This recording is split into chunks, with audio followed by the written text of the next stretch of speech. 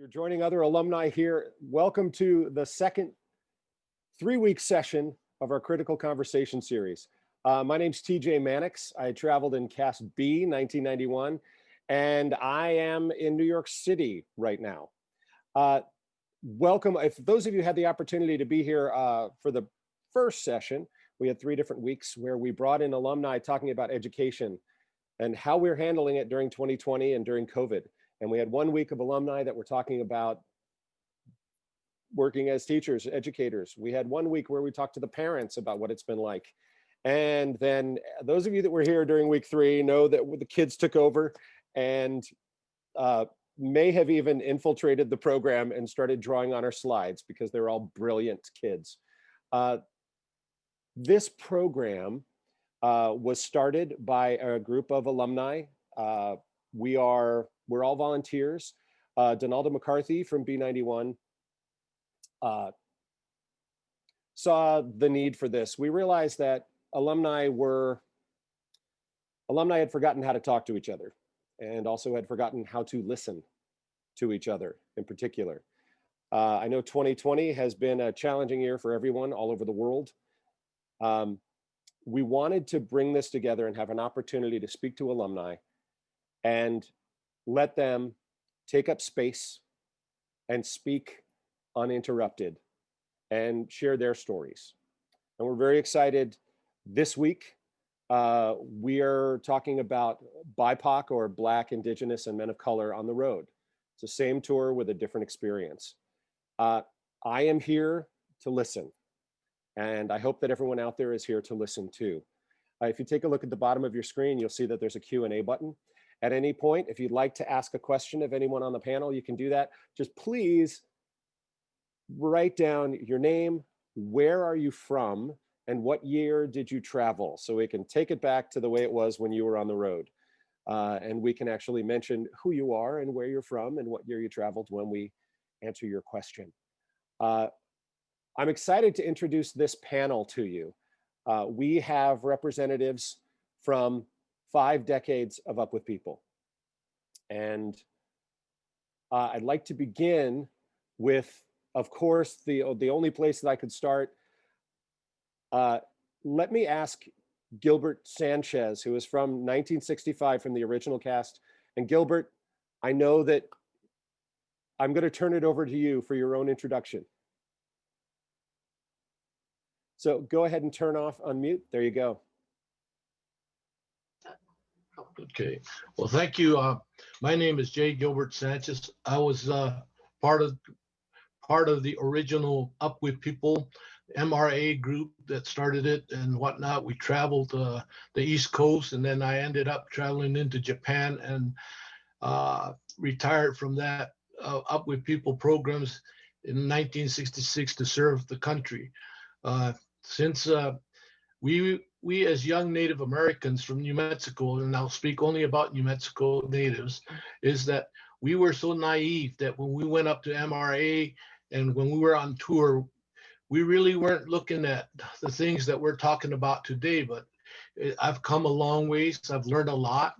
During the tour, the original tour, most of us Native Americans and other ethnicities and other races, we were congregating amongst ourselves most of the time. We were not so much crossing the imaginary boundaries until Willie Story started coming into my life. And most of you know Willie Story. He and I just became so close, and we were almost inseparable with John Ruffin and John Parker and that group of young men that was there. Now that we're seniors, we still continue to talk to each other, pass things on about what's going on in our lives or what's happening in the world. And it's been a pleasure to have that kind of camaraderie develop from where we're at. Just a note, all the young men that came to Mackinac Island and were the original cast of Up With People, even those guys from Arizona, we all became tribal leaders at one point in time in our lives. Needless to say, 90% of those individuals have now passed on to the spirit world, as we call it.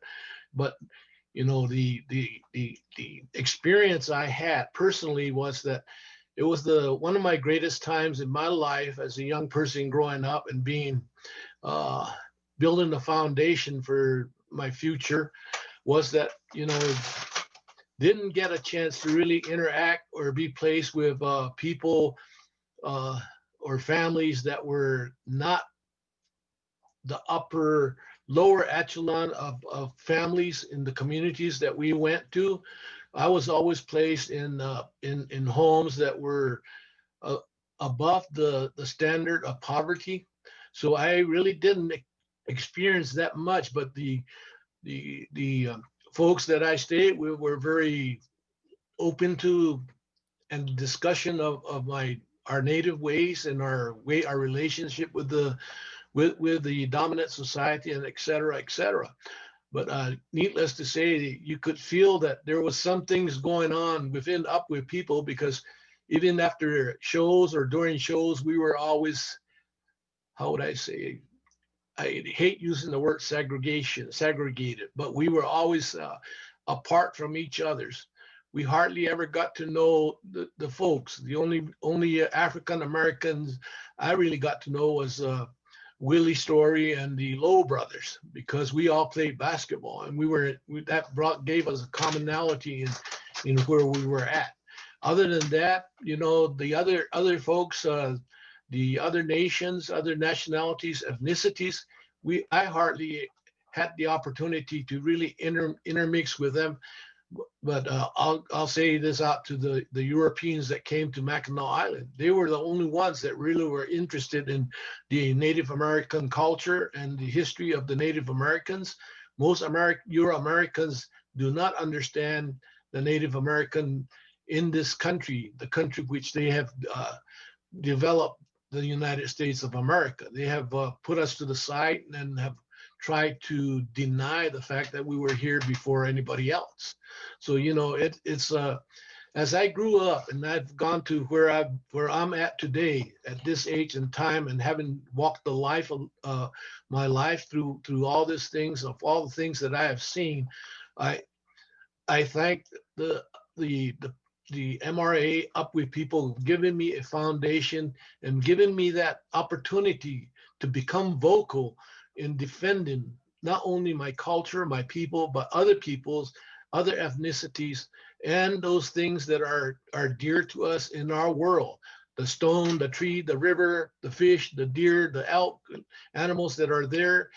Uh, After being involved with Up With people, I became a activist on anti-nuclear issues throughout this country, throughout the world. I have dear friends throughout the country, throughout this world that we have collaborated with, and especially within the Deep South, how the injustice has been going on, the racism that has been going on, trying to address those issues while we were active as members of different organizations to address the issues that were there. So basically, my experience with Up With people was a more or less positive, but yet from a distant, being away from all the other ethnicities and all the other races, all the other kids that were there from different parts of the world. And I appreciate the time you've given me. I hope I have not offended anybody in my words, but this is coming from my heart and my soul. So, Gilbert, thank you so much. And we're honored to have you here as one of the trailblazers, as one of the original cast members. And I'm glad that you have the opportunity to speak without being interrupted. What Gilbert did not tell you is that he also was a former governor of the Pueblo de San Ildefonso. He was founder of their environmental protection department. He was executive director of the Los Alamos Four Pueblos project, addressing the environment and social justice and health impacts from the Los Alamos National Laboratory. And he also was a special envoy under President Clinton to the Native American nations. So thank you for joining us. thank you for having me. Absolutely. Michael Scott traveled in Cast B 1972. He's joining us from Omaha, Nebraska. As you can tell by looking at him, he is an award-winning broadcaster who knows what color looks best on him on television. He's a community leader, was a congressional candidate, a university educator, and I need to ask about, he has YouTube's most popular video. What is that about, Michael? You've seen the video, you probably just don't know it's me. If you Google lizard attacks anchor, yes, that's me. Oh, And TJ, I knew as a media guy that you would know what I'm talking about, okay? Yeah, that happened before there was YouTube, before there was Google. And 2 years after it happened, ABC News called me the first viral star. wow. Yeah. I remember exactly what that is. Now, did you manage to get some coffee this morning? I'm actually doing ice water. Okay, all right, whatever works for you. Fantastic. So Michael's here representing the 70s. We're going to jump ahead into the 80s now, and I'm going to have Eric Strickland join us. Eric is a professional musician. He has performed all over the world. He performed on Soul Train, which blows my mind. What? And a host of other dance programs in the 1990s. I'm going to ask about your group.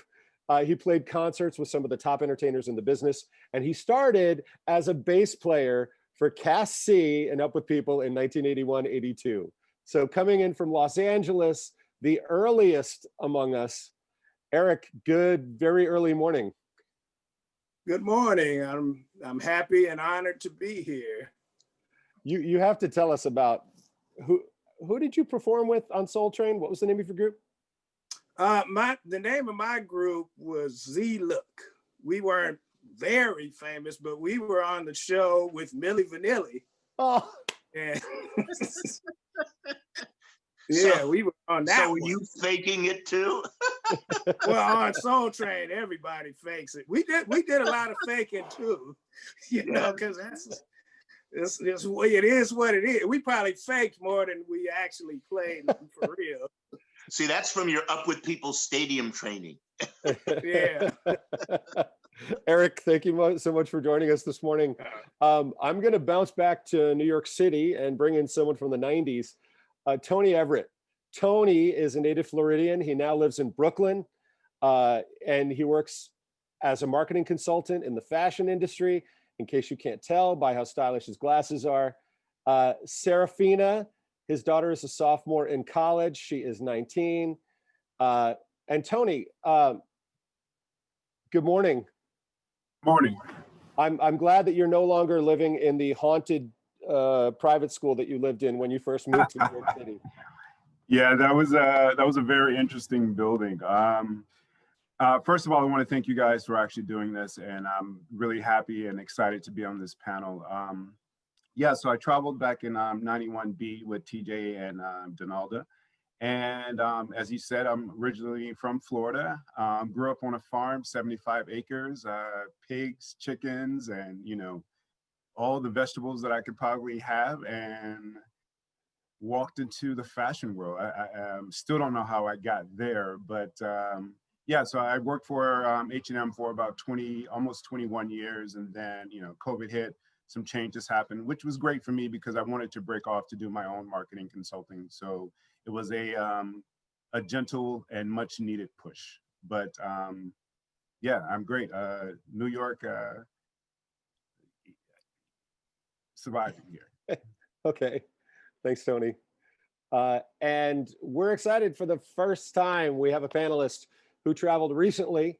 So Jeffrey Foreman is also coming in from California, from Eureka.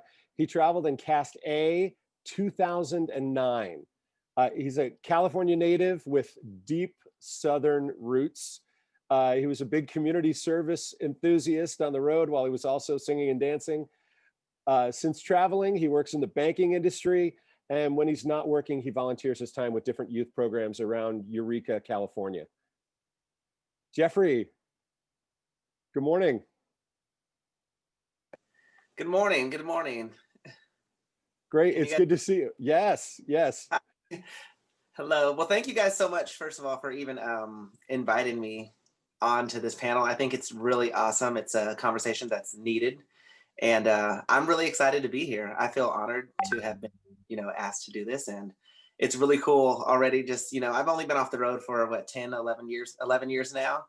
And it's just really cool to hear everyone's stories, because there's so many things that are like similar in my head. I'm like, oh, I had a situation like that. And there's like things that are so different. So it's really cool. I'm really excited to be here. So thank you guys all. It's a conversation that hasn't necessarily happened in front of an audience of Up With People alumni before. And it's long overdue. And we're actually bringing in someone who is not an alum, who's going to be our moderator, who's going to be joining us. And Will Jones is actually going to be working with us for the next 3 weeks over our entire 3-week series dealing with race on the road. Will is an award-winning public relations and broadcast professional. I'm not going to point it out, but that might be an Emmy over his left shoulder. Just saying. He currently serves as the Director of External Communications for Denver Public Schools. So he is coming to us from Denver, Colorado. And he manages all facets of external communication for the fastest growing urban school district in the United States in terms of enrollment. There's more than 92,000 students.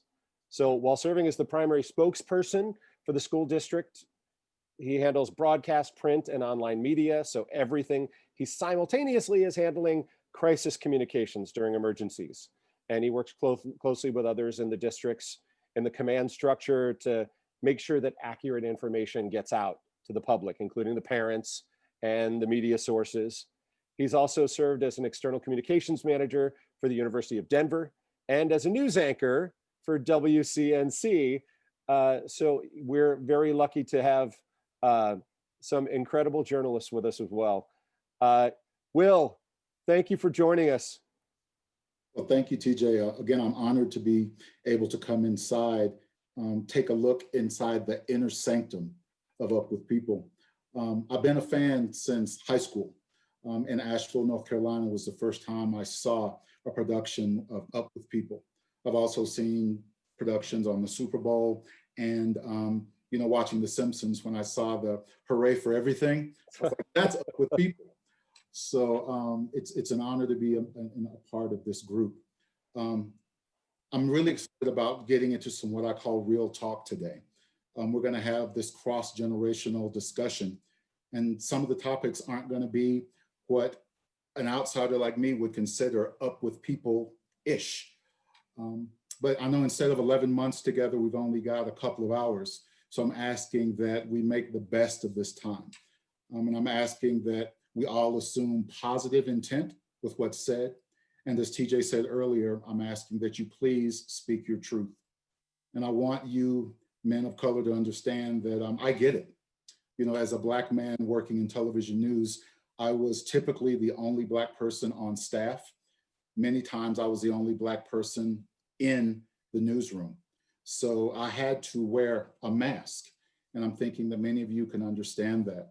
And I wanted to start by reading a poem by Paul Laurence Dunbar. He wrote this back in 1895, but I think it applies to all of the panelists today. We wear the mask. We wear the mask that grins and lies. It hides our cheeks. It shades our eyes. This debt we pay to human guile. With torn and bleeding hearts we smile, and mouth with myriad subtleties. Why should the world be overwise in counting all our tears and sighs? Nay, let them only see us while we wear the mask. We smile, but O great Christ, our cries to thee from tortured souls arise. We sing, but oh, the clay is vile beneath our feet and long the mile. But let the world dream otherwise. We wear the mask. And so today, gentlemen, I'm asking you to remove your masks and let's have some real discussions. And I'd like to start with Mr. Sanchez. First off, Mr. Sanchez, thank you for your service. One of the things you said early on that really intrigued me was when you talked about the self-segregation. Can you talk to us a little bit more about why that happened? Was it something the Native Americans and other people of color came to an agreement with, or did it just happen? I think it was an ongoing issue all my life and whatnot, and especially in high school and in college. I saw that we would self-segregate when we went to dances or functions that were going on, and it just continued with what I saw and remember back now, thinking about how things were going with people on the original cast. Like I said, I never had a real interaction with African American females, Hispanic females, or European females throughout that time that I spent with people. It was always with just my male counterparts, and mostly of European American descent. It was hard, like I said previously. There's 3 individuals who were African American who we became close with because we had a common level of interest, that was basketball, and we went on continually with that.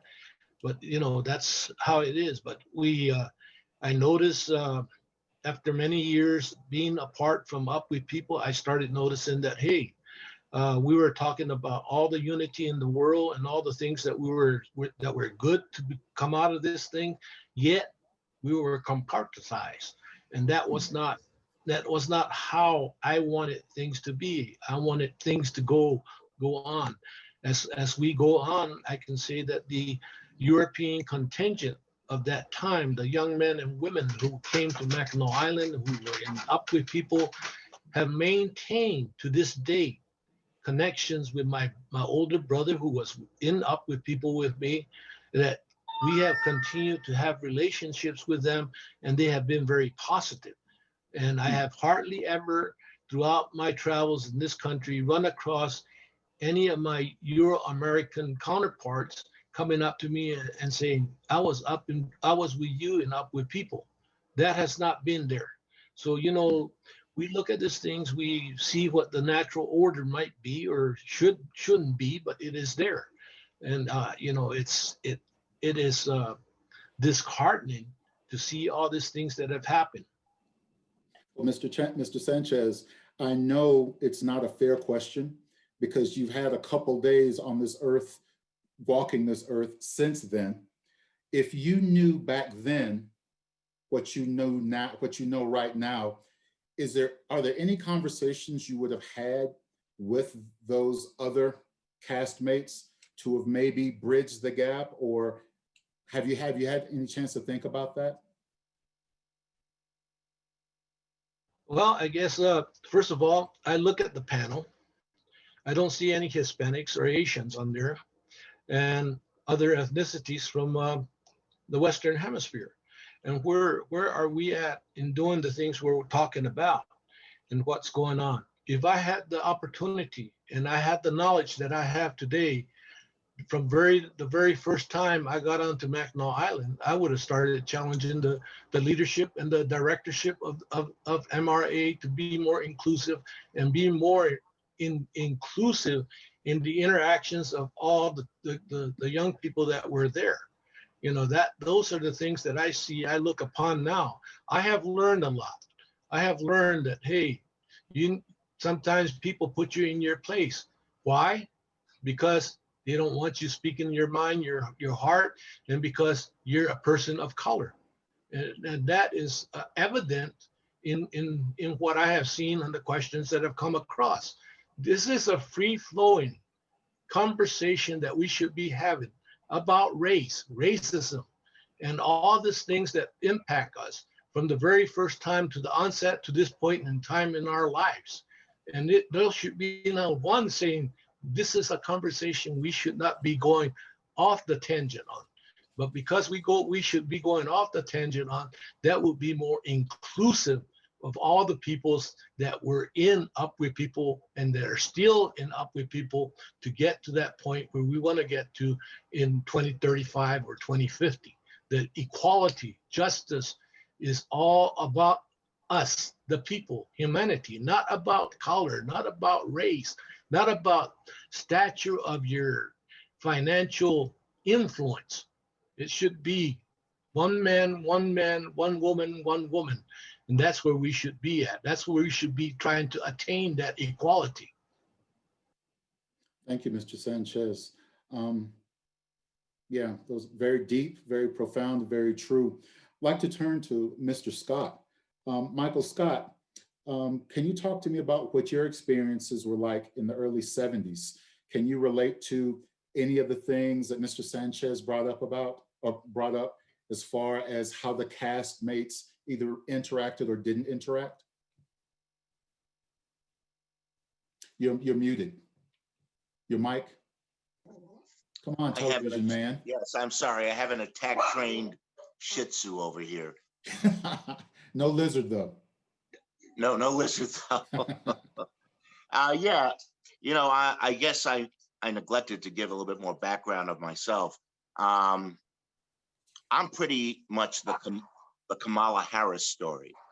My mom and dad were born in Kingston, Jamaica, and my father is of East Indian heritage, but I was born in New York City and raised in New York City.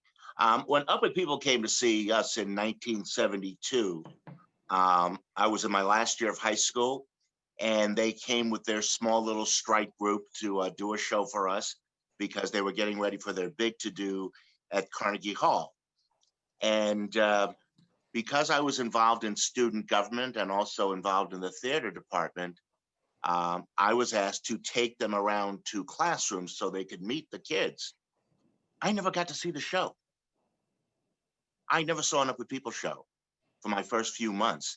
In fact, it was funny because I told my folks that I had gotten invited to go down that weekend to Manhattan to do an interview for being in the cast. And, my father, who was an educator, he was like, well, I don't know about this, and I said, well, you can get your first year of college and you can travel.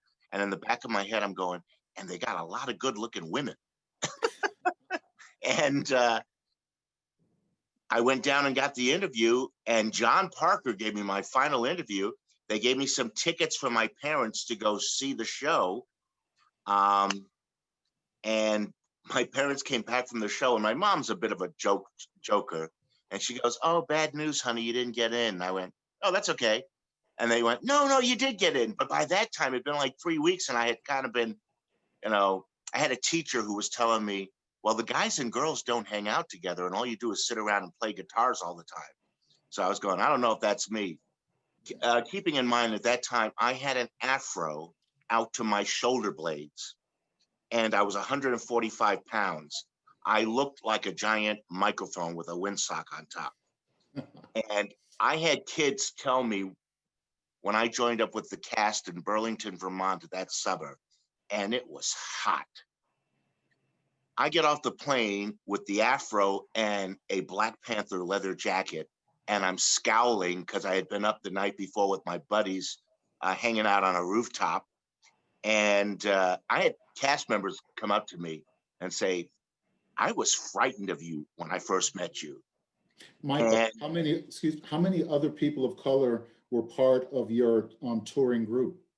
I think we probably had, well, this was all three casts together for that summer. So we probably had out of 250 students, maybe 17 Black kids. A lot of Native Americans were with us. Yeah, it was an interesting experience. In '73, they had the CBS special, and they took some lead dancers and myself from my cast and flew us down to New Mexico to tape this special. And the family that picked us up, your upper middle class family, white, father, mother, teenage daughter, and a young son. And this guy picks me up and a Native American guy who I did not know because he was with one of the other casts. And this guy says to us as we're driving to his house, he goes, I just want you two to know, I told my wife I didn't want any niggers, Indians, or spics in my house, and I got you two. He said that out loud. He said it to us. And this wasn't just a one-night affair. We were there for the taping of the whole special. So we were there almost a week.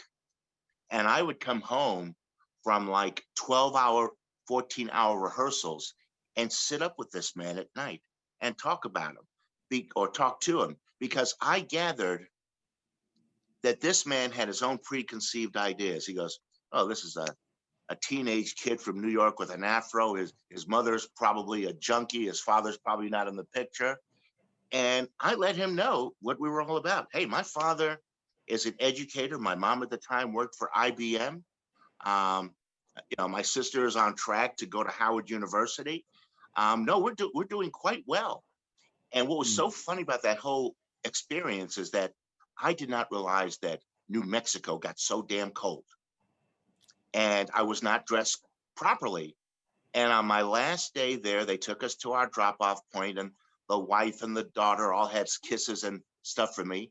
And the guy walks over and he hands me a gift wrap box. And he said, it's not usual to see the likes of me give the likes of you anything.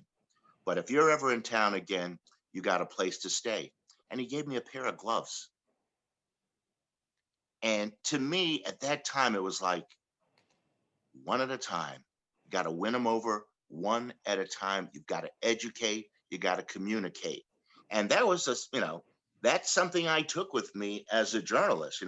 I've been a reporter since 1977. Yes, I'm old. Since 1977. And I've also been an educator on the university level. And these are skills that, I thought made me good at the jobs I did because of getting somebody to talk and share their experiences with you. So, that's kind of, what the Native American gentleman, I can't remember his name, Cliff? No, Gilbert Sanchez. Gilbert, I'm sorry. Gilbert was talking about isolation from other races within the cast. I was the cast that went to the Munich Olympics, okay? And we were in that infamous whole experience. We came back to the States and we realized we have never actually done the show for Black people. And they sent us to Chicago, inner city. And a couple of us, a handful of us that were in the cast, we're like, yo, man, this thing went over big in Vermont and it went over big in Germany. But how are the brothers and sisters going to react to us? And this was an all-Black high school. And our first number is Don't Keep It to Yourself. And we run out and I do this little musical breakdown thing in it with a, little side to side, the whole cast moving, and then a spin. And the place goes berserk. And I think it had something to do that at the time I looked like Jermaine Jackson. Because at the end of this little, 15-minute show, we do the thing where we jump off the stage into the audience. Well, these ladies in the front row grabbed me, pulled me into the audience. My feet are off the ground and my clothes are coming off. And security had to run down the aisle, grab me, and stick me in a classroom till the end of change of period. And I got so much grief from the cast, but I was like, the big thing was the message got across. Mm-hmm. Whatever way we chose to get the message across with the Jermaine Jackson lookalike, they wanted to talk to us afterwards, and they were interested in the song we were singing. So I kind of knew then, all right, so this Up With People thing can cross racial lines. Thank you, Michael. That's awesome. Great, great, great memories. Glad that you were able to get out of there with all your clothes on. Like to turn to Mr. Strickland. Because I'm actually doing a Jeffrey Toobin here right now. So, well, Mr. Strickland being on Soul Train, I'm assuming that your fan base grew and you had clothes ripped off you from time to time, or attempts anyway. One of the things you said early on was you talked about faking it when you were on Soul Train. When you were on tour, and I'm asking as it relates to Paul Laurence Dunbar's poem, The Mask, did you have to fake who you were when you were surrounded by castmates who weren't like you, or were you able to just be Eric Strickland? I felt like I pretty much could be myself, because I grew up, I never felt, my parents always raised me to believe that I was everything I was supposed to be. I never felt like I was less than anybody. So, and my mother, she worked in a multicultural environment. And so we pretty much, we embraced, we had a chance to mingle with everybody, so it wasn't really a shock for me, but I know there was racism, and, people would say things, and, some of the other cast members would say that so-and-so said this or that. And we would, fellow castmates, yeah, fellow Black castmates. And they would, and I don't know, I never actually heard these things, but I believed it was true. But and the one guy in particular that I'm thinking about, he was from Little Rock, Arkansas. So maybe I always thought that maybe the way he was raised was probably different than the way I was raised. So he might have been a little bit more sensitive than I was. Mm-hmm. And so this guy kind of wore a mask, I would say, he was a different guy. He was my friend, but he was kind of a different brother. Mm-hmm. Because I remember. Eric, can I add something on to that? I was lucky with my parents too, before Up With People.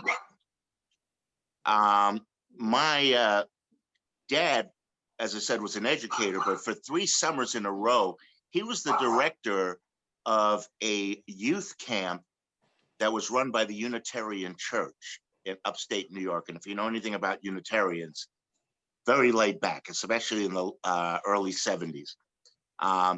Here you had a Black man who was the director of a camp, mostly of white kids. The camp used to be called the hippie camp on the lake, and they always got raided by the police because they thought sex, drugs, and rock and roll was going on.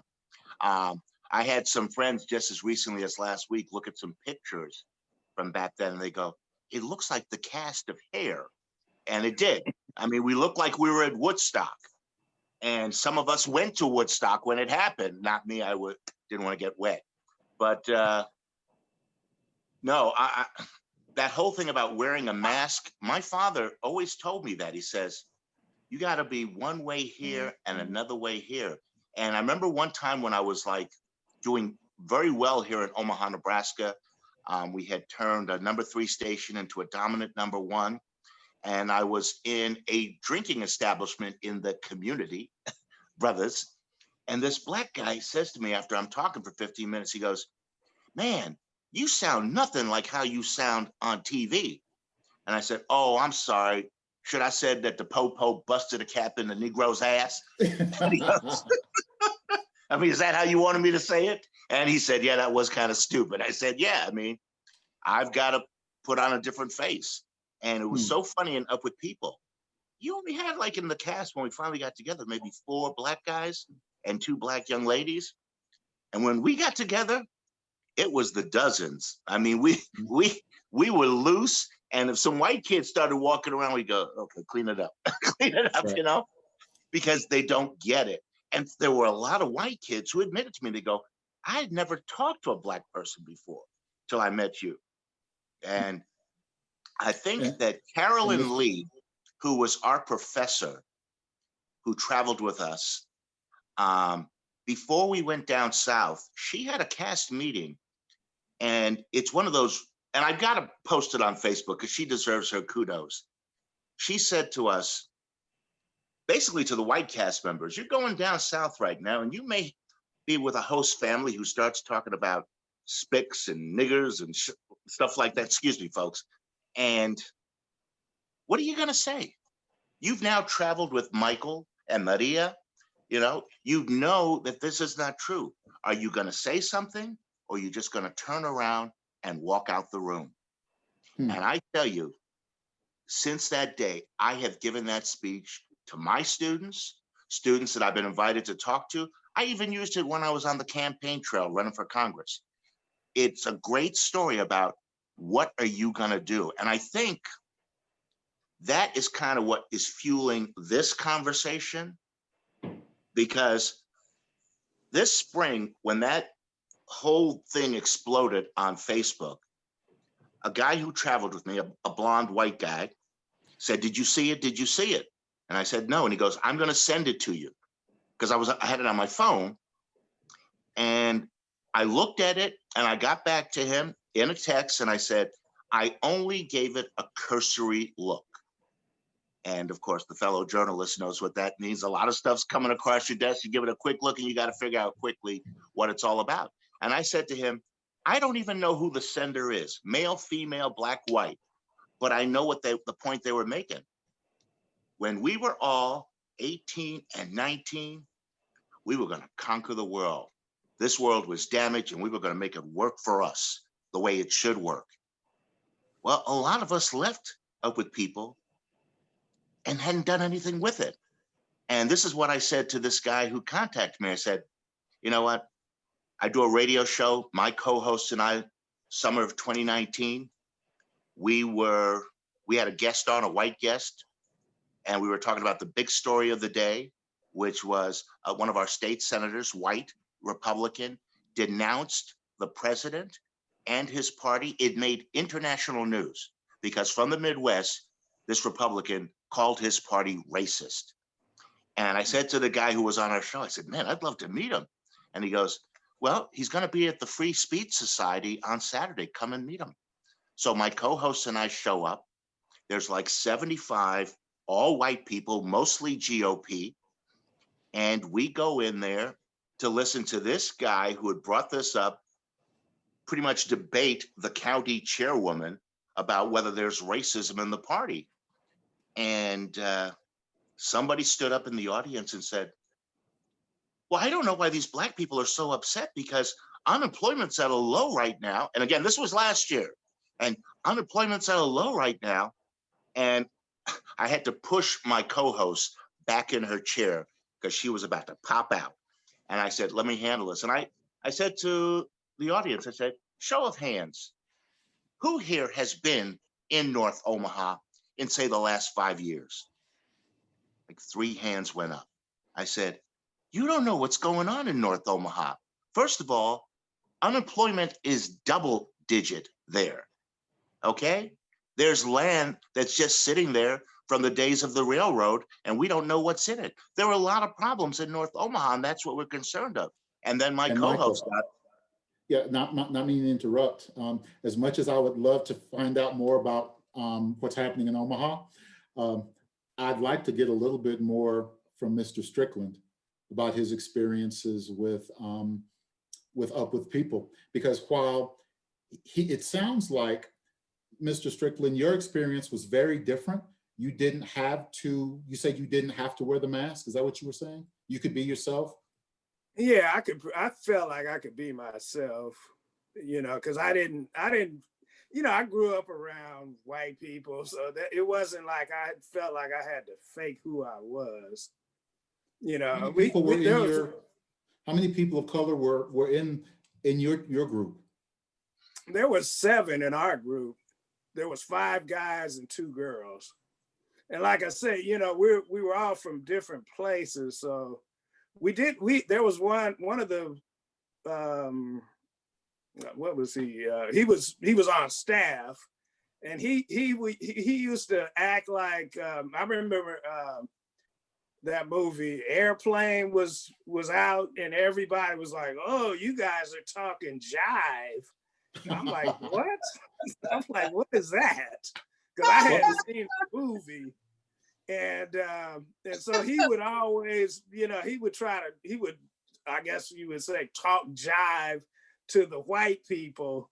And we told him, man, just be yourself. You know, let them see that you are not from the hood, because he was not from the hood. So just be yourself. You don't fake for them.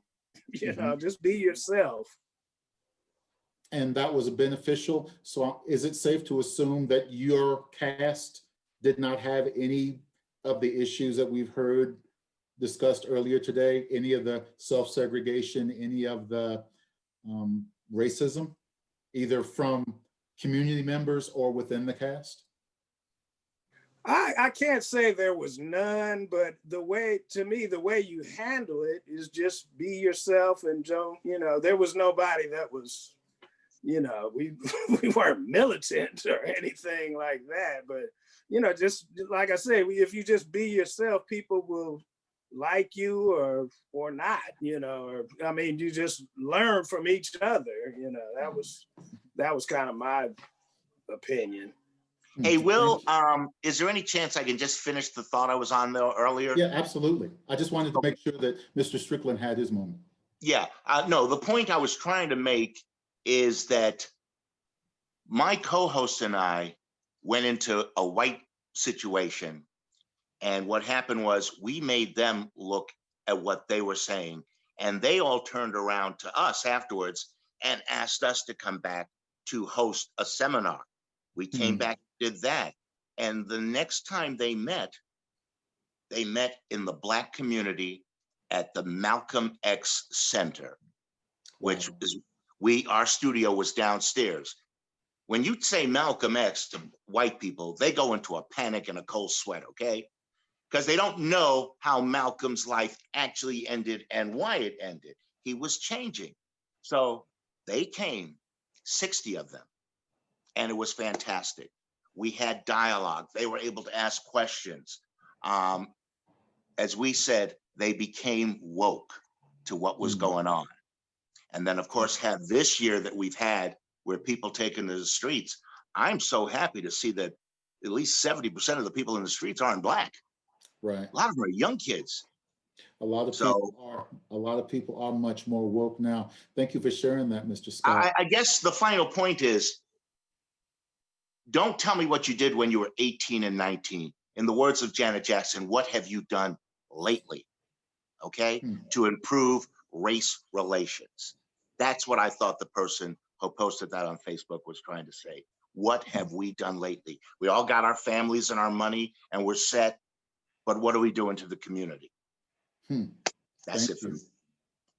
No. Well, now I wanted to jump into the 90s and talk to our farmer turned fashionista, Mr. Everett. Can you talk to us a little bit about your experiences with your troupe? Yes. Just listening to all the stories, it definitely brought up some things that I probably pushed to the back of my mind. But just following with Michael in a sense of, meeting, I came from a very small town, North Florida. If you've all been to North Florida, we have a beach there that's considered the redneck Riviera. So just to kind of paint that picture of like where I came from, and just coming from a small community where, of my family and, single child, my mom sent me to Out With People, not seeing the group, just seeing my experience, my excitement to actually travel and, to do music and see the world. She allowed me to go, but, of course, young Black kid coming from the South, you're giving some, don't do this, be careful, when you're staying with white people or, when you are in a certain part of town that's predominantly white, just always be aware. So, she kind of loaded up my backpack of burdens of, how do you act around white people? And so when I got to Arizona, I was just excited to see a different terrain. And so once I got into Out With People, I'll never forget the first person that I actually met and actually had a conversation with.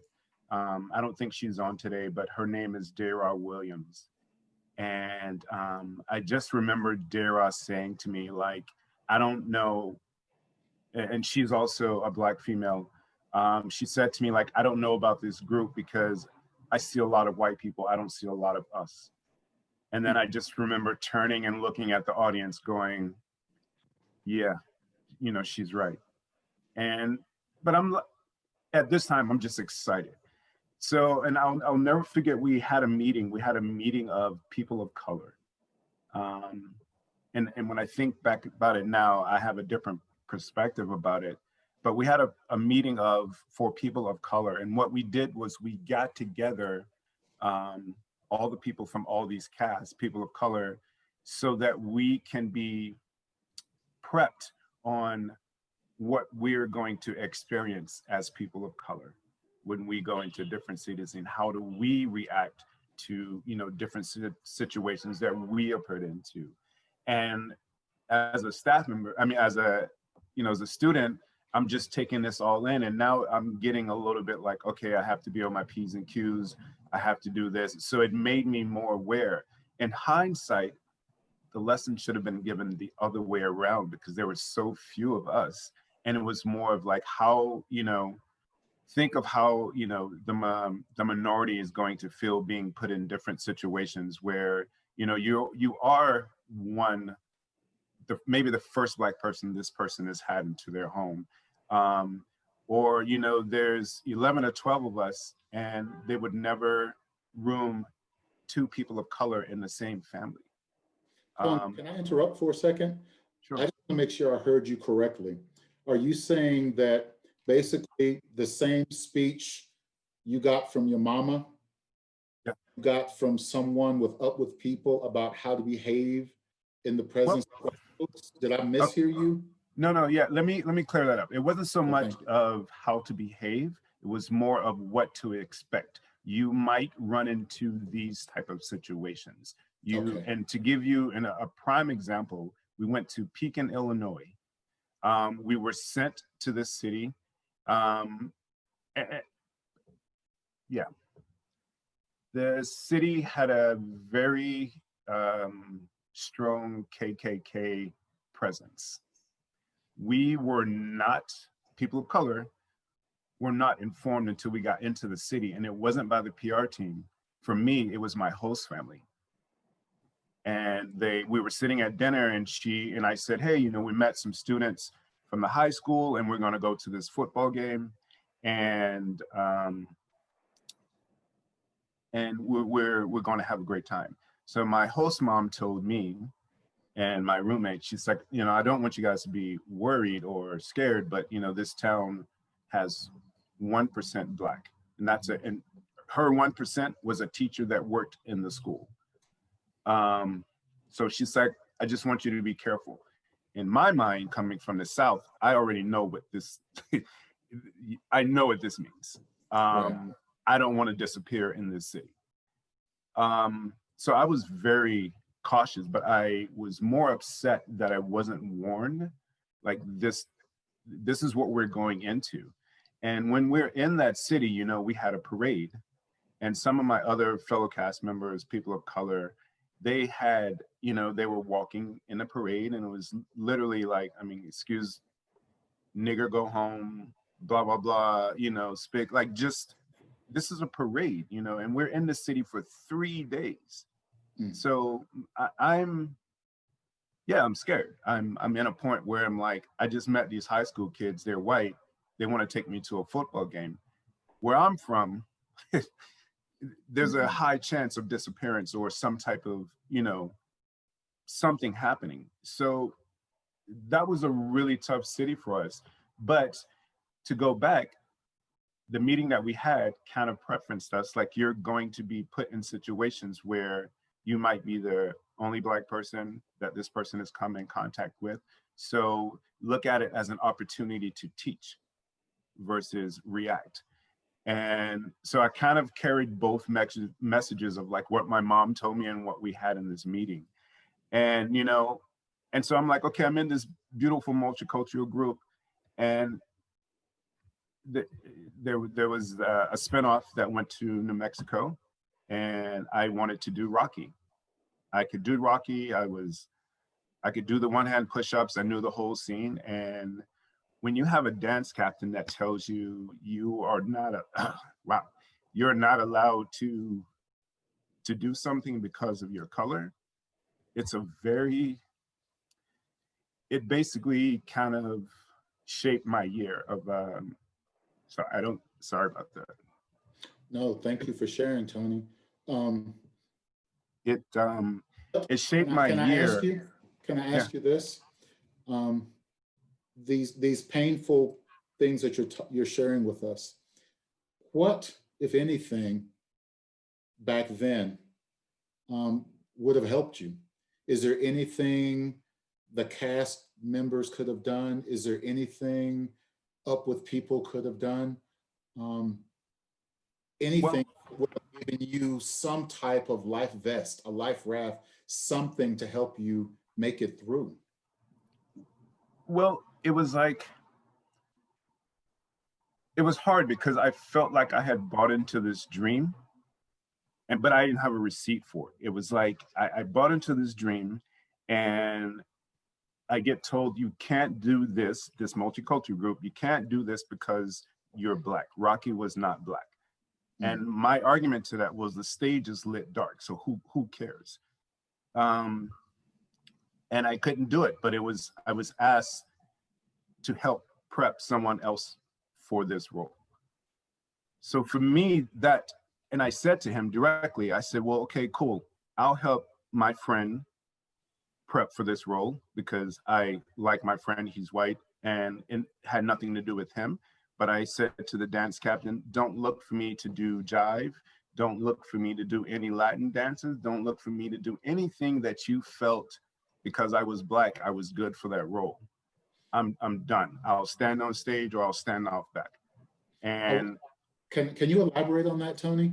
Because when you said that about not being able to do Rocky because you have melanin, were you typecast to do Black stuff? Yes. Were you the gospel singer? Were you the jazz? I wasn't a gospel singer, but there were few Black males in the cast. So we were all kind of placed in different situations that were typecasting situations. And how did that feel? I didn't notice it until after I was told I couldn't do Rocky. Then everything became a little bit clearer to me.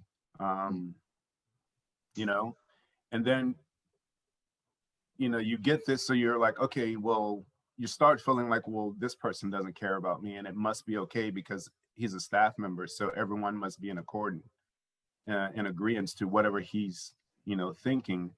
And to kind of go into like,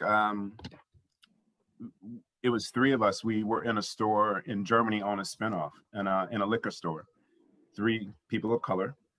And we were looking at a tall bottle of Kirsch, of liquor. And we were like, oh, we've never seen this in the United States. Like, this is really weird. And we were just talking, being ourselves, talking about the bottle. And the store owner in German just told us to get out of the store, get out. And we kind of looked at her like, what? And she's like, get out, get out, get out. I'm going to call the police.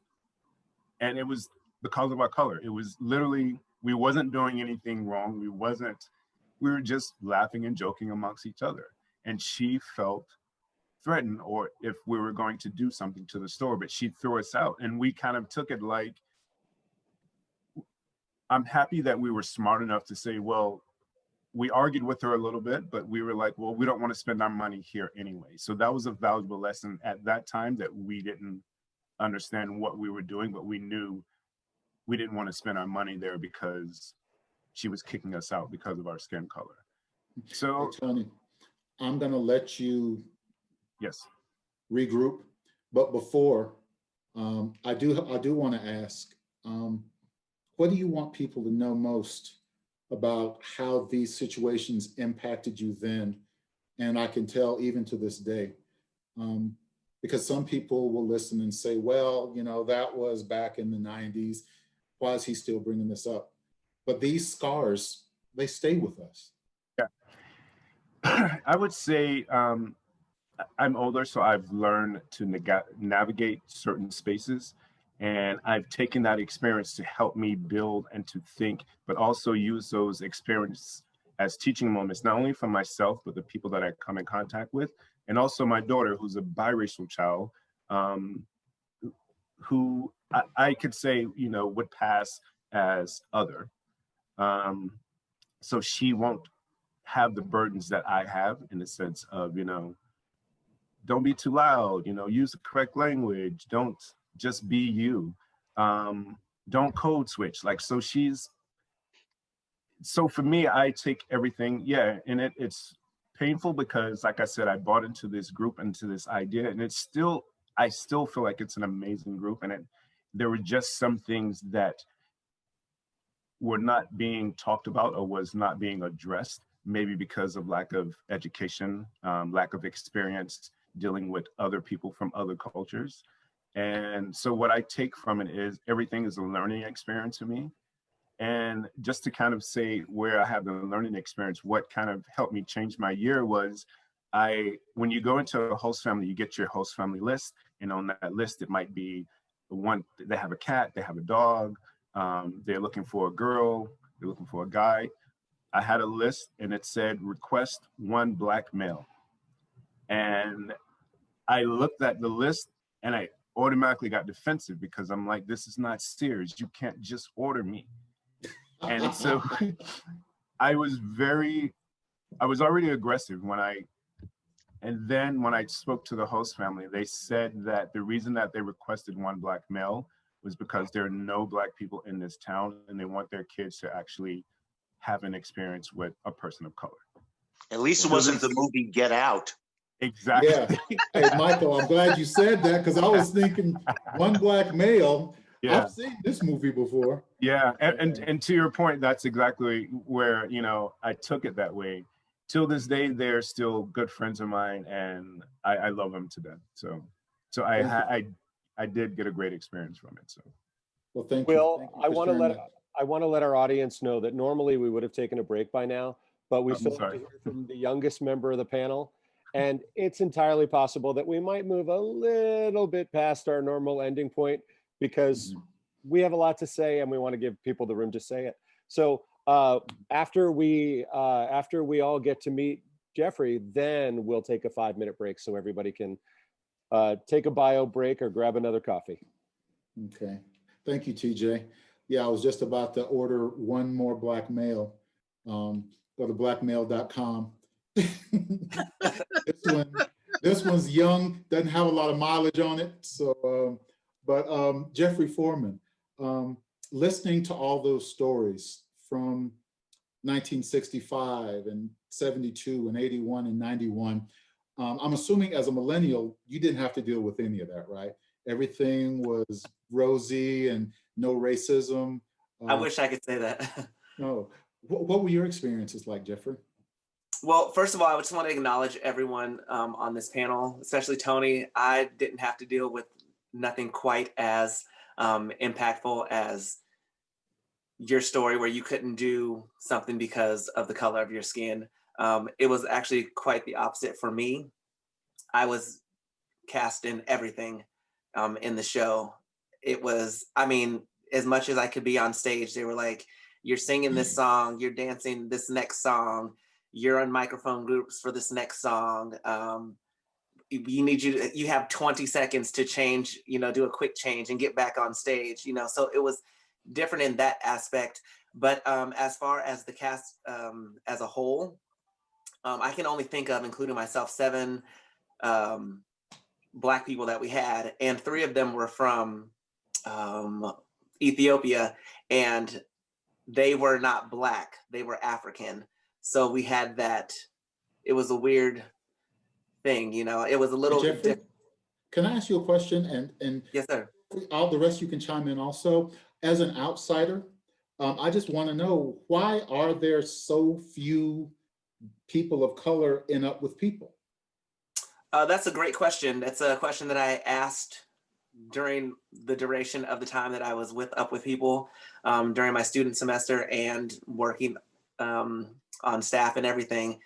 I didn't understand, because in my in my, opinion, we want to try to target those people, and people from different neighborhoods and from different ethnic backgrounds who may need to see something outside of their norm to get a different perspective on life, to show them that, yes, you're not just in that little bubble. Life is bigger than, what it is that you're accustomed to. So I always asked that question. I didn't see a lot of people. I think Professor Scott, do you have an answer? Professor Scott. No, I don't even remember what I was going to say. No, but the more I'm listening to you all, and it's, I was in class of 72, there were 7 of us. I was in 91, there were 10 of us. And you got 100 people or more. I'm just wondering, is it Black people don't sing and dance, or Black people didn't sing and dance back then, or is it a money thing? What is it? Okay, here's the point I was going to make a little bit. Mid 80s, we had a reunion for Up With People someplace like in San Diego or something like that. And as you guys all know, you've been to reunions, someone from your cast will come in and tell you all the great things Up With People is doing. And they were like, and we're going to get all these Africans and so-and-so joining the cast. And I said, how come we don't have any American Black kids? And they were like, oh, well, we just don't know how to get them. And I said, pump your brakes. First of all, you all know who Tim Clark is, okay? We got Tim Clark from Omaha. Jerry Johnson, we got him. I said to him, you got 3 kids in the cast right now from the Omaha area that are people of color. You obviously are not talking to the right people or asking the right questions. And we were told by Dale Penny, Michael, you know what? You brought up some good things. We're going to reach out to you. This is 2020. I still haven't heard from Dale Penny on this subject. Okay? They give a lot of lip service about trying to bring more people of color into the group, but it's not happening. And again, I don't know what they're doing when they go to these cities, who they're talking to. Jeffrey, what was your troop like? How many were in your group? You were one of? I think total with staff, there was 106 of us, and we represented 26 different countries from around the world.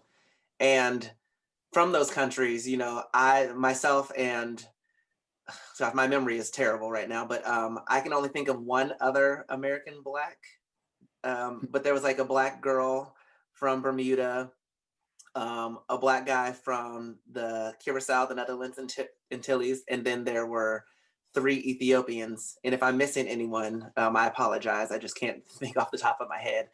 But it was very interesting to see, joining this group, because I remember day one, getting off of the plane, getting picked up, going into the building, and I'm like, oh my gosh. And I was a little bit, nervous, and I'm not usually one of those people that get nervous around strangers. And I was like, what is this that I got myself into? What am I doing? And looking around the building, and I didn't see Black people at all. I was just like scanning the building like, oh, okay. This is interesting. Well, the area that I grew up in Eureka, California, we don't have a lot of Black people in general, but the majority of them that are here are my family. I have a lot of, relatives throughout the town and everything. And so it's interesting because we all hang out, and then I have all of my friends are all the plethora of the rainbow, different colors, ethnicities, or whatever. So I was fine, but it was one of those things where I was like, I was almost expecting to see more of people that looked like me, and I didn't. And so I kind of was like, okay, well, I'll just go along with it. By going along with it, does that go back to what we were talking about earlier about wearing a mask? You're going along with it even though it's not something you're exactly happy about? Yeah, I can agree with that. So at the time that I traveled, I was dealing with the death of my mother. So I was trying to put on a mask to not be sad or not just zone out. And sometimes I'd be super engaging. And I've had these conversations with people over the years who I've traveled with. One of them being one of my closest friends, Liz Davis. I love her. She was actually the first person who I met when I walked in the building day one. and we sat down and had an instant connection. And her and I have had this discussion, you know, and I was just like, I gotta not be so like, how do I put it? I need to be more engaging and try not to be down and sad about things or whatever, because I don't want to be looked at as the angry Black man. But a lot of people didn't even know what I was dealing with on the inside. And so there were times where we'd be in some kind of staging or rehearsals, and I'd be like zoned out and not here, focused in. And I think it was being perceived as I had an attitude or whatever, but I was, you know, trying to deal with the trauma of losing my mother. And a lot of people didn't even realize that for the longest time. Because I didn't say anything, because that's just something that I didn't want to talk about, you know? And so I was putting on a mask to put out this image of, yeah, I'm gonna try to be happy, I'm gonna try to be engaging and all this, but you can only do that for so long. It's not like you can keep on putting on this image if that's not really you, you know, and if that's not how you feel. And so it was misinterpreted as, I believe, I should say, that it was misinterpreted of me being like a diva or whatever. And yeah, I have a strong personality. I know that. If I think something's should be one way and it's not, I'm gonna voice my opinion. If you don't like it, then okay. If you do, yay, let's go along with it. Let's collaborate, you know, type of thing. But it was very interesting listening to everyone else saying, you know, the different masks that they had to wear while, you know, traveling and stuff. So yeah, I can definitely see how within myself I had to do that as well. Well, thank you, Jeffrey, and thank all of you for sharing those powerful messages. TJ, you mentioned something about a short break. Yes. Some questions. We have more questions than we've ever had before. We have a lot of questions for each of you. And when we come back, we're going to take a 5-minute break. I'm going to ask all the panelists, you can go ahead and turn off your cameras and microphones, and everybody at home, get up and walk around for 5 minutes, get another coffee, or if you're somewhere else, go ahead and pour another bourbon. And we will be back in about 5 minutes.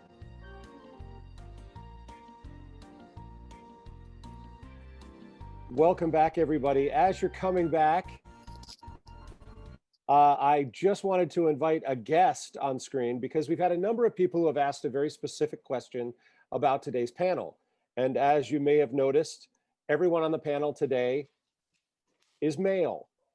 And there was a decision that was made that for this first panel, it would be men of color.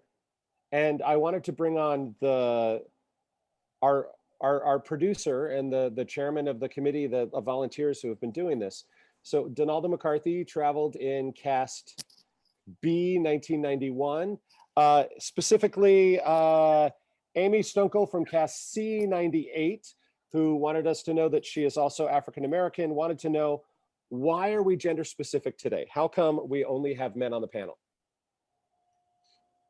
Is that for me? Sorry, I was in my ear. Yes, Donalda, that question is for you. Oh, all right. Thank you, everyone, for joining us today and for taking part in the initiative by the Up With People Board of Governors, and to get programs created for the IAA to last for a long time.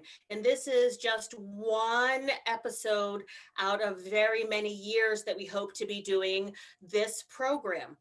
And we started with just males because keeping a small conversation or keeping the number of people in a conversation is essential to allowing the space for people to be able to be heard and others to be able to listen. And something that happens when women of color are in the same space as their men of color is we tend to get a little protective.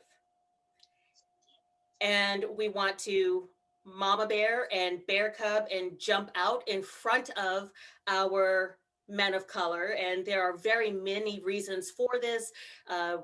I could take it back to slavery in that Black women who were the concubines, we were able to talk mass down from beating the men that we claimed to be our husbands, if we exchange it for favors and the like. And that has threaded itself into the culture, and you see our Latina sisters doing it, and it's just what we do. And we ended up on the road. Tony, back me up on this. My cast members, my female cast members of color, we tend to talk for our men instead of letting them speak up for themselves, because we are aware of just how scary the perception of our men is. And so it was important that we de-scarify our men. Yes, that is a new word. Thank you very much, Donalda. And now we will, as you said, we will turn it back over. You no longer need to jump in front. We have, we're excited to have a fantastic group of gentlemen who traveled over 6 decades of Up With People. I wanted to welcome back, for those of you, Gilbert Sanchez traveled in the original cast in 1965. We have Michael Scott, who traveled in cast 72B. Eric Strickland, who's from Los Angeles, who traveled in cast C81. Tony Everett from Brooklyn, who traveled in cast B91. And Jeffrey Foreman, who traveled in 2009A, who's here from Eureka, California. And our moderator, Will Jones, who is from Denver, Colorado, and is not an alum. He might have an Emmy award behind him, which means he asks good questions. That's why they give Emmys, right? So I will turn things back over to Will. Well, thank you. And I'm glad that there's an effort to de-scarify us. You can't see it on the screen, but I'm 6'3", 260, and have a deep voice. And I've been a terror to many people who don't know me, simply because of how God made me. So I do appreciate this opportunity for all of us men to be vulnerable in this space. And I look forward to us responding to some of these great questions. TJ, a lot of questions have been coming in from all over the world, right? Yes, we have questions that are coming in. I would remind everybody, if you're going to send us a question, let us know if it's for someone specific on the panel, but also please include your name and where you're from and what year you traveled. We had a number of people who, including Sigrid Malik, who is 70 years old, from Germany, traveled in Sing Out Deutschland. That was also her question. There were many who asked about why we only had men here on the panel. And I did have one for you. Debbie Lagomarciano, who traveled in cast 68B, had a question for you. For those of you who traveled in the early years of Up With People, don't you feel that if you had been vocal and insistent about racial inequalities or seeing the need for inclusion, that you would have been sent home? I think cast directors at that time were under guidelines that didn't allow for anyone perceived as a troublemaker. Well, Mr. Sanchez, would you like to comment on that as someone who's been getting involved in good trouble over the years? Yes, I would like to respond to that. Yes, I believe that there was a number of youth that were sent home because of their stance and because of whom where their stance was. And I always feared myself and Mr. Story to be a couple of the individuals that would have been sent home, that they stuck to their criteria of non-violent or non-hostile individuals. But because we took the lead in doing a lot of the other things that were there, and because we were sent out with other individuals to go raise funds and to get commodities for Mackinac Island to survive and to feed the kids, the number of kids that were there, I think that, you saw people come in, sometimes you saw them for a few days and they're gone. And my assumption at that point in time was they felt like they didn't fit in, so they went back home. You know, it wasn't this thing of how you responded to things and whatnot. I think if I hadn't had the parents I had, and my father being who he was, a tribal leader at the point in time when I went to Mackinac Island and up with people, that if I had been sent home, that they would have lost his confidence in up with people and MRA. So, you know, they stuck it out with me, and this is what they developed. This is what I developed into. So, you know, it was there. It was evident in the early days. And going back to what you've been asking, how many individuals of color were there in the original cast? There was quite a bit. There was quite a few of us. Then after a while, after 66, I noticed that the decline in representation by people of color in up with people started to decline, and so forth on into the 70s, late 60s, 70s, 80s, and to the present. How many, when up with people became a nonprofit, and we're asking people to buy into up with people with this scholarship that they had to buy for themselves in the amount of $17,000. How many of us in the lower echelon of this country are going to be able to provide this kind of opportunity to our youth when we're barely surviving on the finances that we have coming in to survive our own situation at this point in time? I'm going to say something that may be very radical, may be opposed by a lot of people, but I'm going to say it because it's in my heart, it's in my mind, and it's within my soul. And my spirits are not sitting still right now. They're moving around me as I speak. One of the things that I would like to see in the future with people is that they go back to including the minorities that are not financially capable of sending their kids, but developing a real scholarship for them so that they could be included. I see this system that is there right now as a means by which they're going to oppress the young people of color from being involved with up with people. In my days, they went into some places. In 1964, 65, when Watts erupted, we were there the day after. And the enthusiasm of the Black youth that were there, the adults, the radicals that were there, the Black Panthers and everybody else really embrace what we were talking about, changing the world to be a better place, maintaining those 4 absolutes that were given to us by Peter Howard at MRA. Those have gone by the wayside. The things that are going on today, and forgive me if I step on anybody's toes, is up with people is a higher echelon, financially stable people who want to send their kids into the world to see Europe, Asia, Central America, wherever up with people goes, without having to foot the bill. That if they sent them out there on their own, it would cost them $150,000 or more. You know, and it's up with people has become a luxury item for the upper echelon in the cast, after development into a nonprofit, to where people who can afford it are sending their kids to up with people and letting them tour the world at a less expense than they would otherwise. That's my view. That's the way I see it.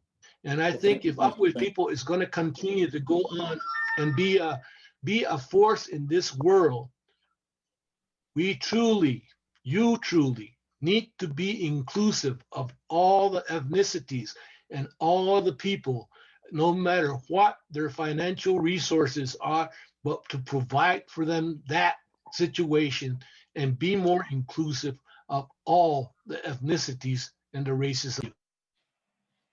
Thank you, Mr. Sanchez. I know members of leadership are listening. TJ, What other questions do we have? Well, I have a comment for Gilbert specifically that came from Steve Caldwell. Steve Caldwell sent in something and just said, for Gilbert, I want to apologize to Gilbert for my blindness in 1965. Quote, I was blind, but now I see. Steve Caldwell. I appreciate that, Steve. You're in there. I appreciate it. I've always appreciated your brothers and yourself, the music that you develop and whatnot, and being inclusive in the performances of those musical numbers that were there. Thank you, Gilbert. And I have a question from Christine Skaggs, who traveled and cast 89A. And she wants to know about code switching. And I know that this is something that that is not specific just to the Black community, that it is in other communities, in the LGBTQ community and other communities as well. But for those who don't know, would anybody like to talk about code switching?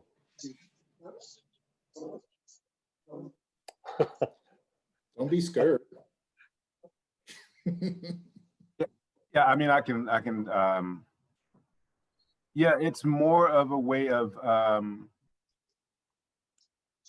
it's especially for me, like, I come from the fashion background. So there are certain things, you know, like for me, I feel like sometimes I have to lower my voice or soften my voice or soften myself to be, as we were just saying, not being scary. Sometimes, like, you might speak a different way around your friends, and then when you're in another setting, you have to change your vernacular just because you don't want to be seen as ghetto or uneducated, when it's just more of just being relaxed and not, you know, not taking so seriously. But I feel like, especially for, you know, people of color, just speaking for myself, there are times where I have to be on 90% of the time. And sometimes that's tiring. That, you know, it's that mask where we were talking about, of saying you can't just be who you are. Because, I mean, sure, TJ and Donna, you probably heard me, when I'm at the bodega, I have a different vernacular when I'm talking to you guys. So it's more about just knowing your audience, I guess I can say. That's the way. Right. And building on what you, what Mr. Scott said earlier about how when he was at the bar and Exactly. someone heard him just speaking, and they're like, wow, you sound very different now than you do on television. It's just have to switch. You know, I explained it to people. A good way is, I don't talk to my best friend the same way I talk to my pastor. Exactly. Switch. I can explain the same scenario to my pastor very differently than I would to my best friend, just switching it. But for many men of color, we have to switch. Right, Mr. Scott? Sounds good to me.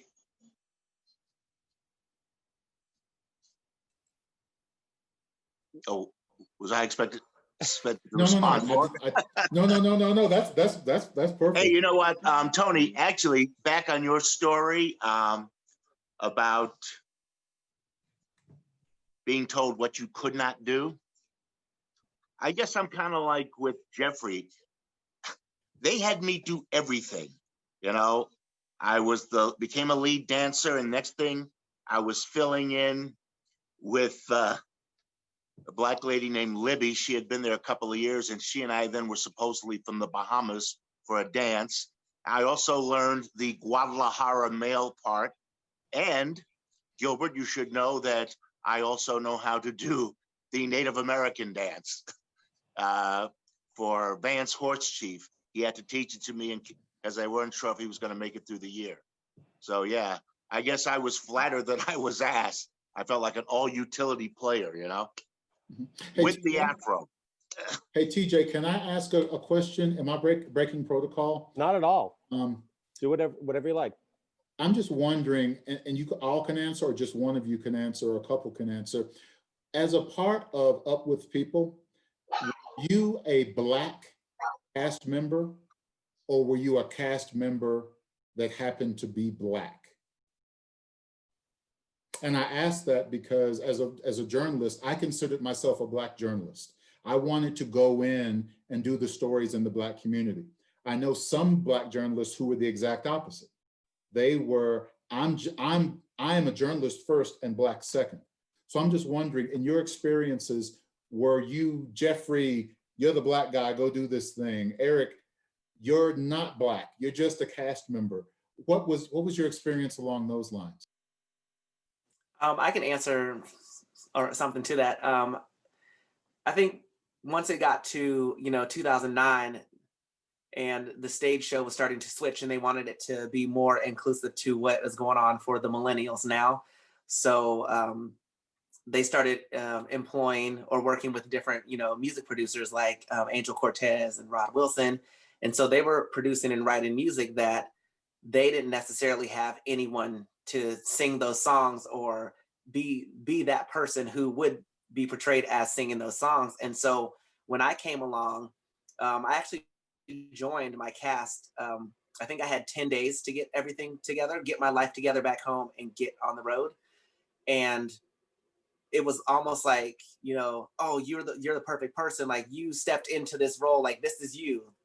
You're like the Black guy who is supposed to be singing these songs. You're the person who we need to portray those songs. And, having those different conversations with, like Rod and with Angel and everything, they were like, it wouldn't have worked if you weren't there. It couldn't have been someone else singing those particular songs because they had to be portrayed by someone like you to get the message across. So I definitely can see how certain things, I can say from my era, how certain things were, I want to say typecast, but it just, I was told that it wouldn't work if it wasn't me. Thank you, Jeffrey. Can I add something to that? When I was in Up With People in 72, my race only became uncomfortable when we were like overseas, when we were in Spain and northern Spain, where if they saw any Blacks, it was maybe in Barcelona when American troops were there. But me walking through the streets with a shoulder width afro and having little kids chasing you, yelling in Spanish, "Monstra, monstra," monster, or Angela Davis, because that was the only other name they knew, Angela Davis. Now, as a Black cast member, I never really felt whether I was a Black cast member or a cast member that happened to be Black. The only time I ever really thought about race was when we started sending strike groups out. And as the lead dancer, I was told, okay, you're going to be in charge of choreographing the strike group, and make sure you put you on one side and Maria on the other side. Don't bunch up all your Blacks on one side. And that was the only thing I was told about race at that time, at least by management. And again, 72, we drove management crazy. We were this cast, again, we had a redheaded guy with an afro that big too, and long hair, and we were fighting the rules. We didn't want to be separated on the buses anymore. We wanted to be able to date. When we were in Europe, we said, our host families are offering us alcohol. It's rude to turn it down. Okay, fine, you can do it. Just don't get drunk, that kind of stuff. So, I mean, we pushed Up With People to make some changes. Outstanding. Thank you, Mr. Scott. Oops, TJ? Yeah, well, actually, Michael, you're all answering so many of the questions that people have already asked. So I know in particular, Birger Husted had asked specifically how the experience was different for any of you traveling in Europe versus the United States. And I don't know if anybody else had any specific experiences that they wanted to share. Yeah, I felt like the European experience was, I felt more at home in Europe than I did in the United States because, I didn't like the places we went. I felt more comfortable in Europe.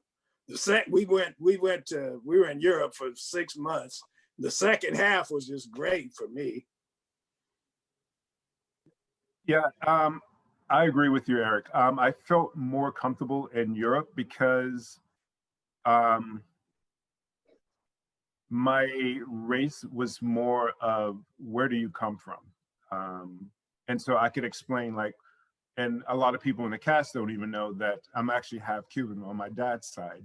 So it was more of like digging into my history just as a person that helped me.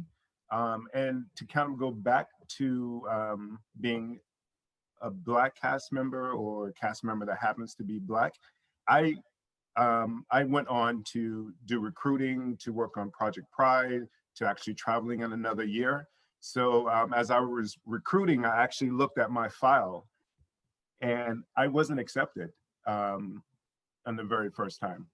And I don't know if I want to name the person that I felt basically gave me my opportunity. And I love her for it because she changed my life, but I wasn't accepted. And she, in the notes, it says, we need more African-American males.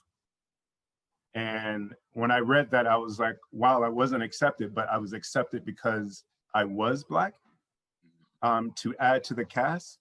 But honestly, I'm not mad at that because it literally gave me, that ripple gave me the best experience of my life.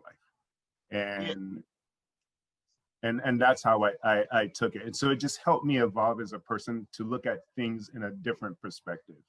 But yeah, in Europe, I didn't have the same stress level as I did in the United States because I felt like people just saw me as Tony the Black guy or the Black male. In Europe, it was like, where do you come from? Where's your people from? Where's your heritage from?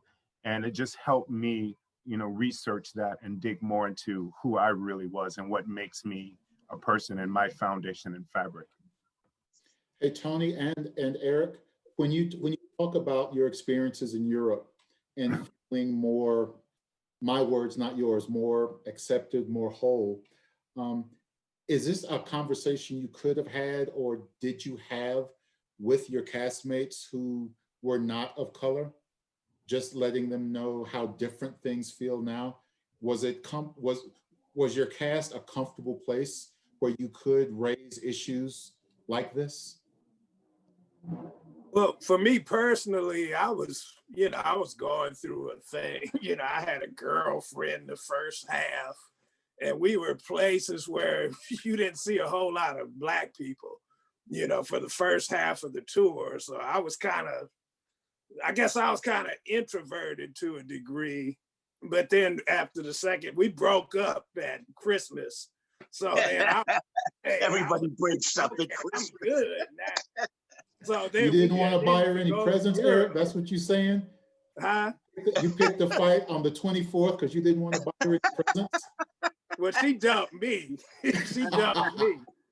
So I'm like, okay, I'm a free agent now. So I'm going to just enjoy the second half. And it just so happened the second half was Europe.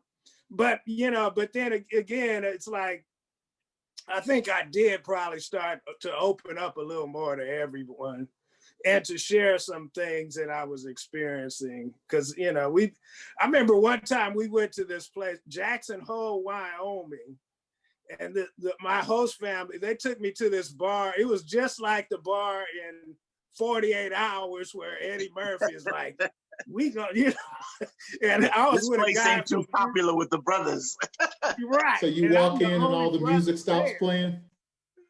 Yeah, well, I don't know if that happened, but because that was before I saw 48 Hours. I was like, because when I saw 48 Hours, I was like, I went there. But there was a white girl that she wanted me to dance with her, and I'm like, no, I'm just gonna sit over here and play Pac-Man. I'm staying out of this because I know what could happen. So no. You were talking about Will as a reporter. When I worked at KMGH in Denver, I had been there like 6 months, and they called me in and said, hey, we want you to be our action reporter, our like 7 Can Help kind of thing. And I said, nope, don't want to do it. And they go, why? And I said, because I watch what it is. it's all, mostly people of color complaining about their rent. And I said, to steal a line from Jim Brown in the movie Tick, Tick, Tick, I ain't the black reporter, I ain't the white reporter, I'm the reporter. And they looked at me and it was like, you little uppity so-and-so. Because I was like 25 years old, but I just didn't want to do it. I didn't want to be pigeonholed as that. And I was doing an investigative piece at the time and I didn't want to be taken off of it. So I see what you're talking about, but I see about how I've had to fight against that, where people try to pigeonhole you. Mm-hmm. Thank you. Thank you. TJ, any other questions from? We could stay here well into the evening and switch to cocktails if we were going to answer all these questions. Yeah, so we have a question from, where is it? Okay, we have a question from Andrea Kleiman, who traveled in Cast B 2017. Ooh, a baby. Yeah, and she is from Mexico City. She is second generation Up With People. Her mother may have traveled with Tony and I.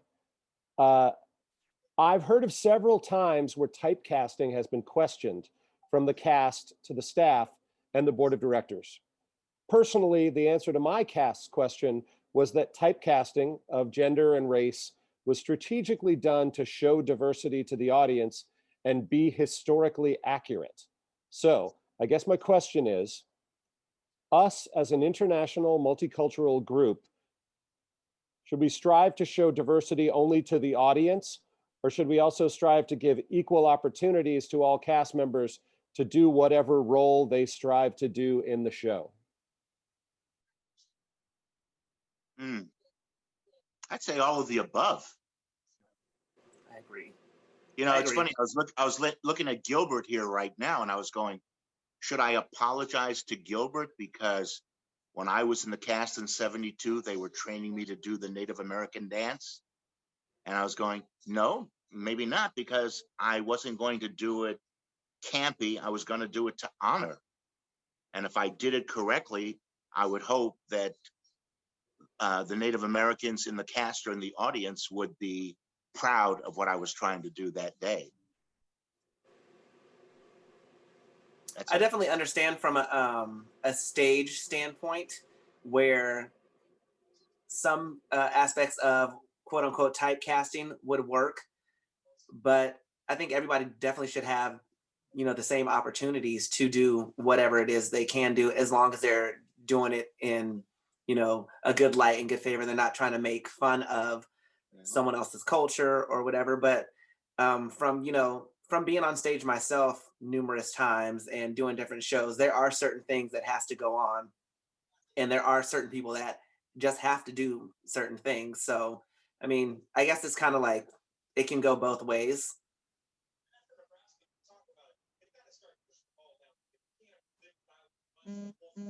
Michael.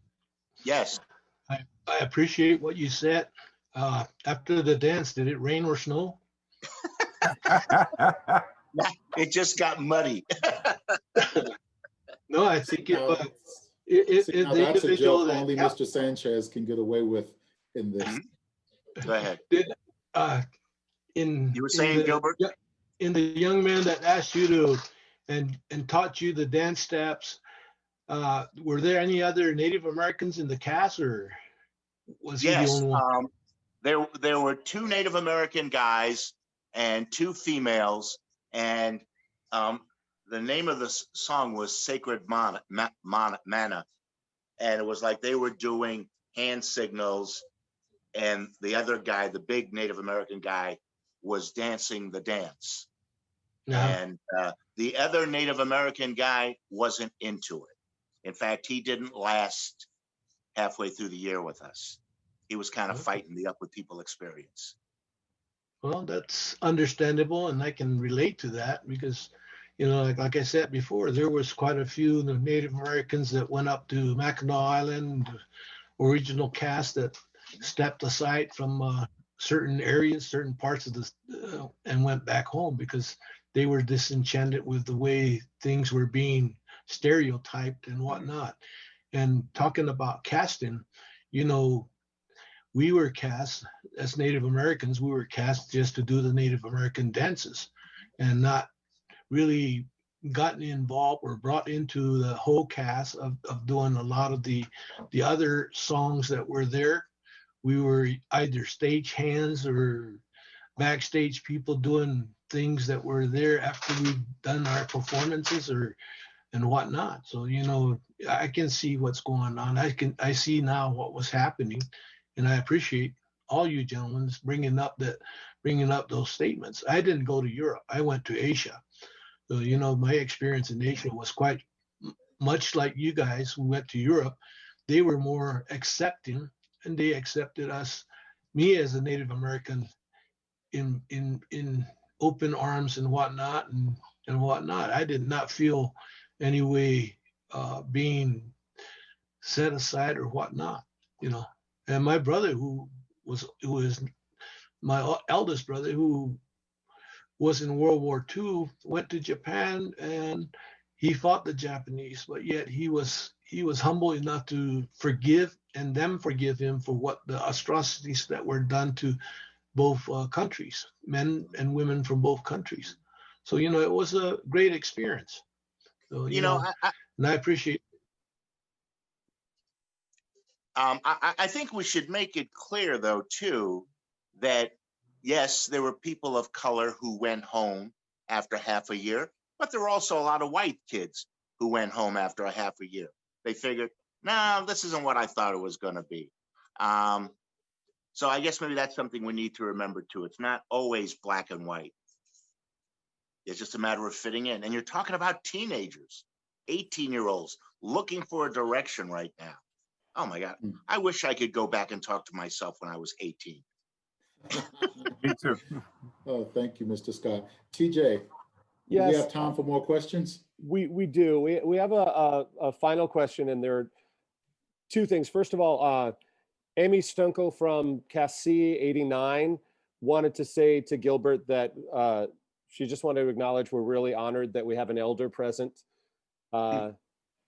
as whether that is both as a tribal elder and an Up With People tribal elder. And Christine Skaggs, who traveled in 89A, has our final question, and that's also for Mr. Sanchez. What did your community think about you joining Sing Out back in 1965? I think it was, for me, it was an honor. It was a privilege and whatnot to be able to go Up With People, travel the United States, and then finally into Japan, Asia, and whatnot. That it was there.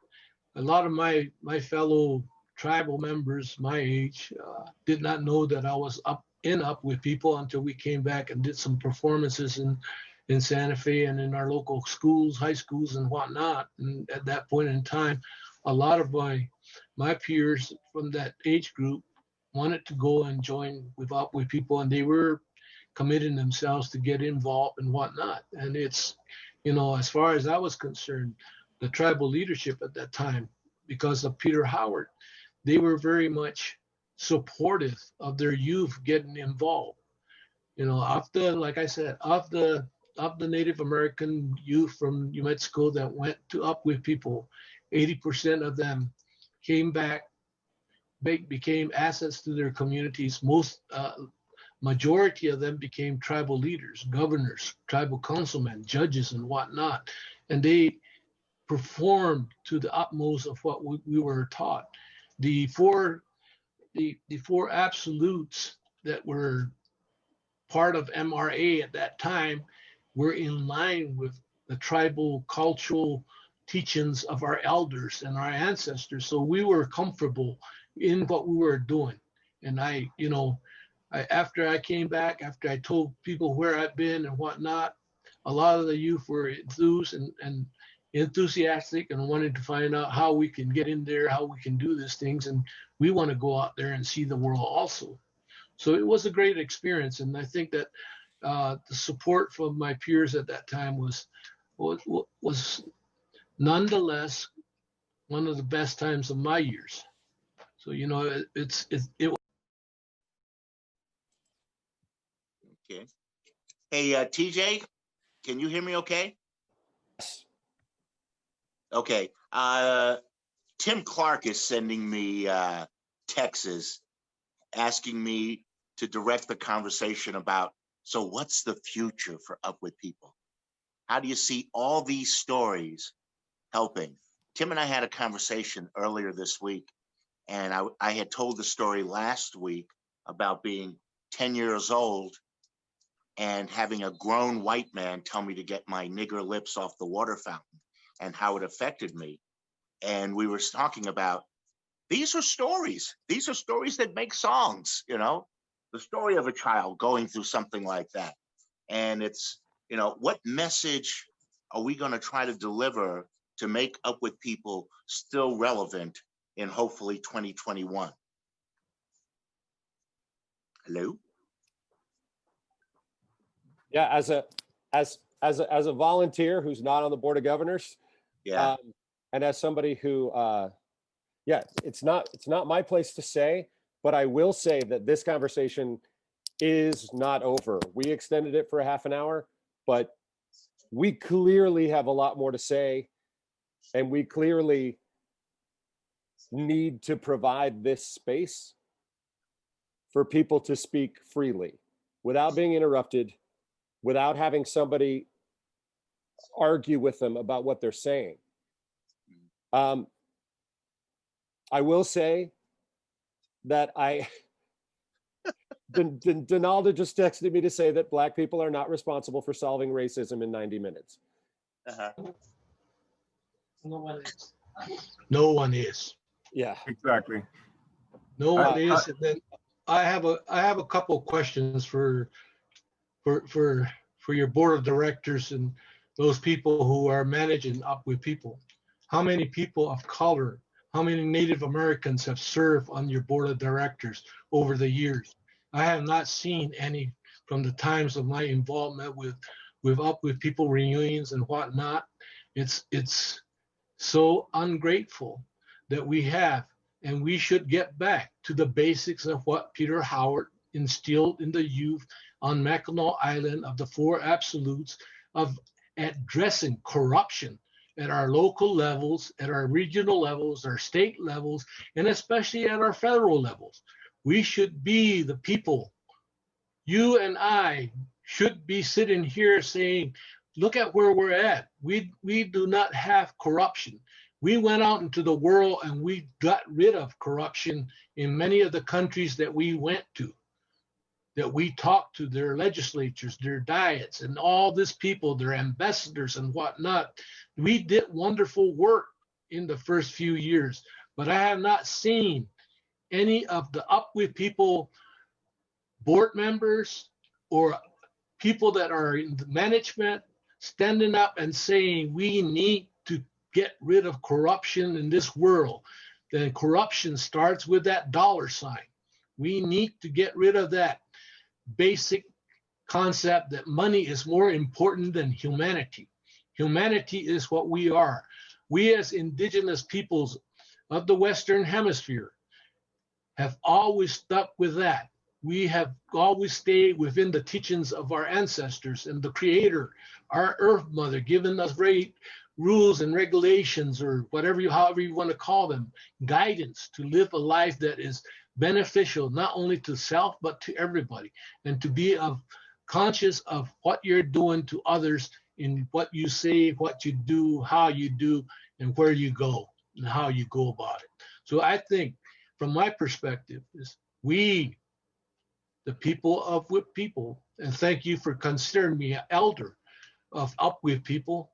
I am an elder within my community, and I try to guide my young people to get to where we need to get to in a way that is sustaining for all humanity, not just for us, not just for my tribe, but all the tribes of the world. And I thank you all for being here, and please consider and look at what we have done over the years.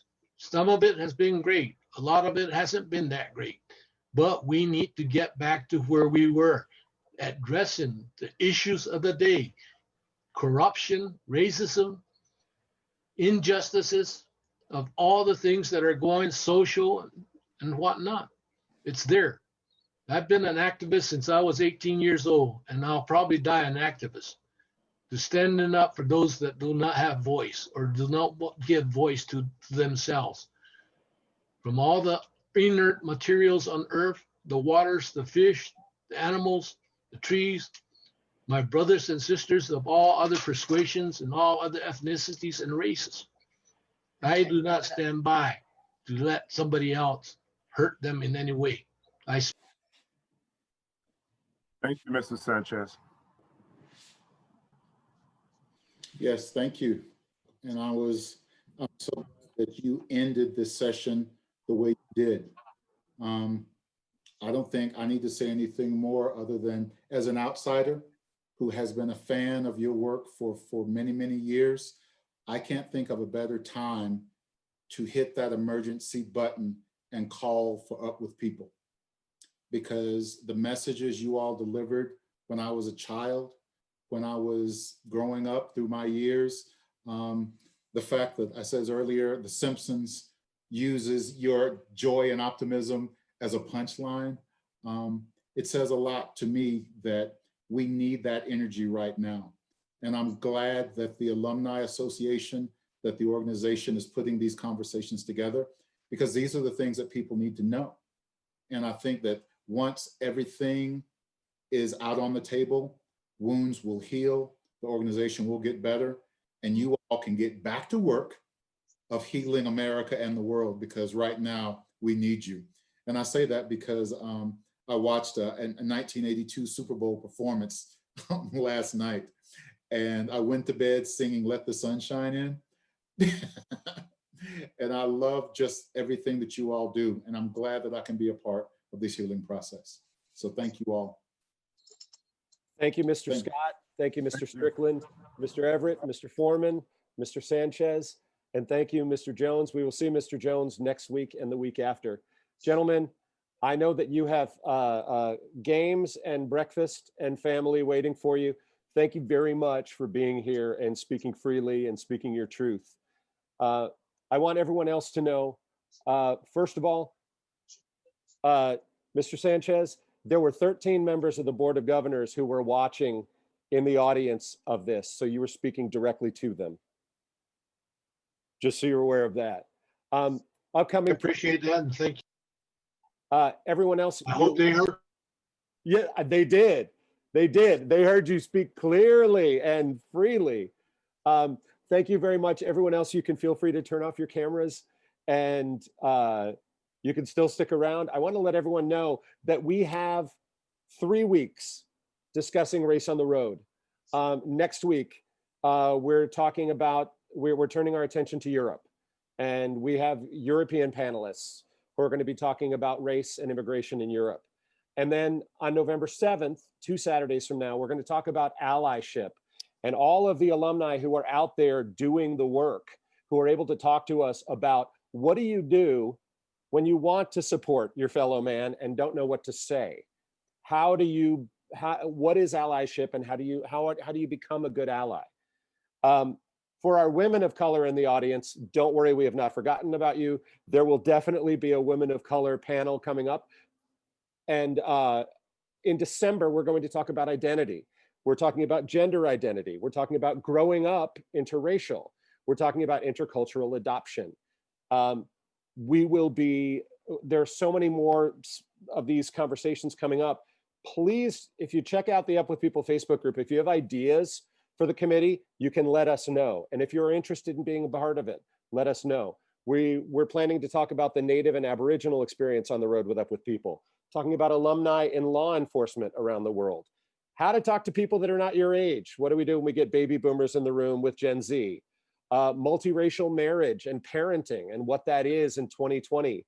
Ableism, what it was like when you're traveling on the road, when you are differently abled, whether you don't have your sight or have, if you're differently abled. Who stayed with it? Alumni who are still on the stage and in TV and film. So I Married My Bus Date, cast couples that are still together, talking about mental health, trauma recovery. I would like to respectfully acknowledge that I live in southern Manhattan, New York, the lands of the Munsee Lenape tribe. The Munsee are a sub-tribe of the Lenape, originally one of the three great divisions of that nation. And they were prominent in the early history of New York and New Jersey, one of the first nations that met with European settlers. And we need to respect and honor the history and the people of the places where we live. So I just wanted to acknowledge that. I want to say thank you very much to the members of the Board of Governors that are here. T. McCreary, Danilo, Megan, Birger, Debbie, Craig, Heather, Megan, Stacy, Matthew, Donalda, our past presidents, Christine and Vicky. Thank you so much to the Board of Governors for being here and supporting this ragtag group of alumni who are spending all of their days and nights putting this thing together and bringing these fantastic alumni together. I would like to invite those committee members to turn their cameras on so you can say hello. Donalda McCarthy from B91 in Florida, Martha Renette with 2 N's from 91C in Colorado, Barbara Lounsbury in 81E from Phoenix, Arizona, Charmaine Baker from 65A from Ponca City, Oklahoma, who is a member of the Ponca people. Donnie, you're going to bring her on, I think. Dale Shaver from 87A.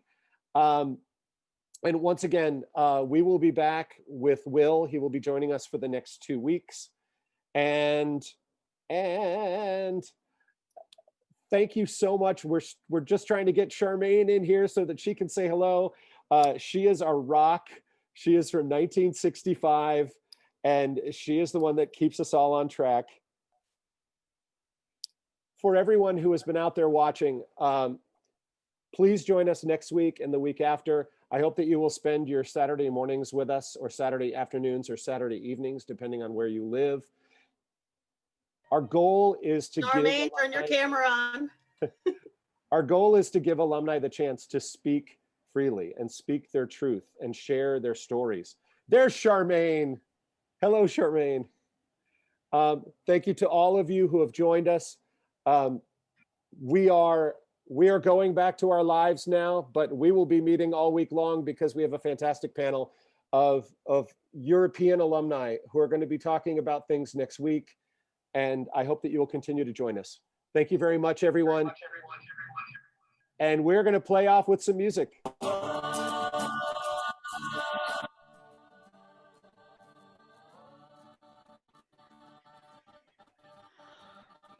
Get on the corner with nothing to eat. A man left with only the shoes.